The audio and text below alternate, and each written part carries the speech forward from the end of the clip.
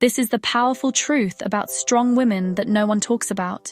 The truth that is cloaked in the stereotype that beauty, confidence, and strength cannot possibly reside in the same woman. Well, the unspoken truth is that strong women need covering too. Strong women need encouragement too. Pause with me for a moment, because I want to make sure you are listening. Sister, we see you and we realize that strong women need someone to ask, "Are you really okay?" and actually wait for the answer. Just because you can carry what seems like the weight of the world sometimes does not mean it is not heavy. Just because you keep going through the day without appearing to buckle under its challenges does not mean you're not tired.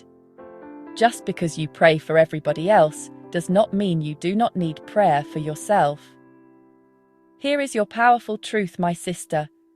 God sees the woman you are behind all the responsibilities. God sees the good heart behind the strength, and He is not asking you to be strong without Him.